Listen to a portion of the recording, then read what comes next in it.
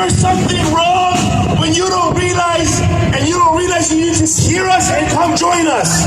We are marching very, very slowly. And even you women and kids, you can all join us as we continue to our march. These are professional liars. Professional liars who told us they're fighting in self-defense and they do not target civilians. But when numerous European and American doctors testify to the fact that the Israeli occupation is targeting children with sniper shots to the head and to the chest. For instance, the Jewish-American orthopedic surgeon Mark Perlmutter, the gastrointestinal surgeon from Oxford University Hospital, Nick Maynard, Dr. Victoria Rose. There are a number of doctors from the organization Médecins Sans Frontières that have contradicted the Zionist narrative. And they say this is political propaganda from Hamas. Professional liars. The professional liars who told us that they are not stopping humanitarian aid from coming into Gaza. But Cindy McCain, the executive director of the United Nations World Food Program, and I would like to tell you guys a story. Cindy McCain is the widow of Senator John McCain, a right-wing Republican conservative senator from Arizona who was a long-standing ally to Israel.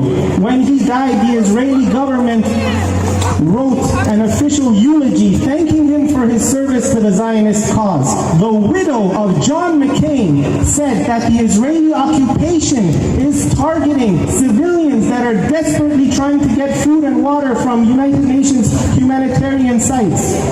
Cindy McCain has contradicted the Israeli narrative. Professional liars. So while we're happy that our brothers and sisters might get some temporary relief from the pain and suffering and hunger and starvation and famine and getting their limbs amputated without anesthesia and living in indescribable conditions in the rain and in the snow and in the cold and in the heat, we have to remember that we are not here to celebrate. A ceasefire is not enough.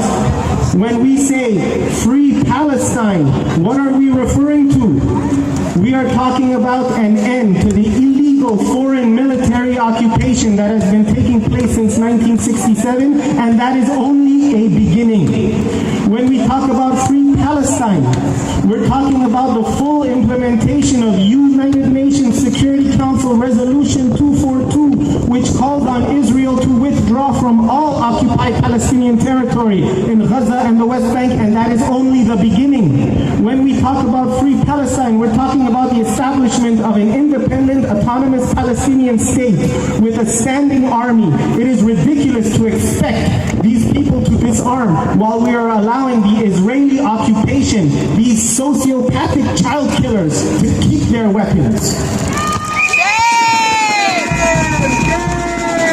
So the fight for a free Palestine has only begun. Don't let them fool you into thinking that this ceasefire that has been put together by colonizers who have wreaked havoc in the Middle East, don't let them make you think that this is something that we should celebrate and that we should stop our actions in the streets and that we should stop fighting for the liberation of Palestinians. Absolutely not. This is a fight that is only beginning. And it is our responsibility to put pressure on our Canadian government to make sure that Palestinians obtain their freedom, real peace and security for our brothers and sisters in Palestine.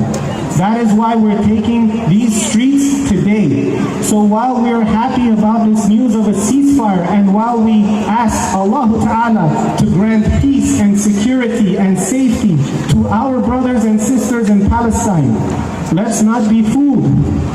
We're standing here, this is a predominantly Muslim neighborhood, and this is a predominantly Muslim crowd that is here today. But this is not a Muslim issue, this is not an Arab issue, this is not even a Palestinian issue. This is a problem that affects the entire human race. Anyone with a sound moral conscience that sees the videos of emaciated babies, of children that are starving to death, of pregnant women that do not have enough supplies, that cannot give their babies baby formula or milk, everyone with a sound moral conscience is against this. In our crowd today, we have Dr. Paul Shepard, a minister from Chapel in the Park, a church in the neighborhood. In our crowd today, we have people from a number of religious and ethnic backgrounds, because this problem that affects the human race is only going to be solved when human beings from all types of backgrounds stand together.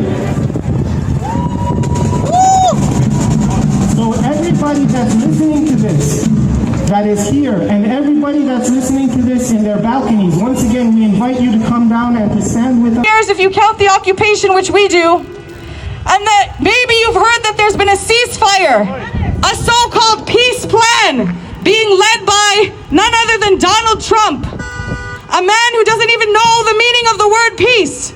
But you might think because there's a ceasefire, we shouldn't be in these streets anymore.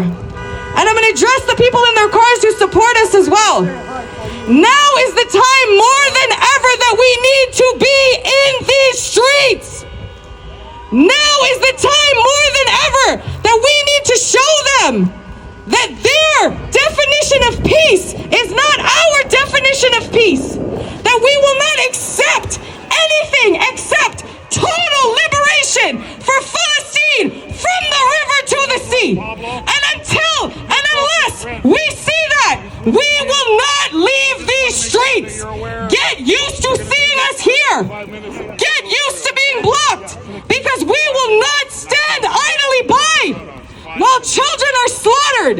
We will not stand idly by while our people are occupied, while they live under an apartheid system, while they live in a reality where so-called Israelis can come and kick them out of their homes, steal their land, can contaminate and poison their wells.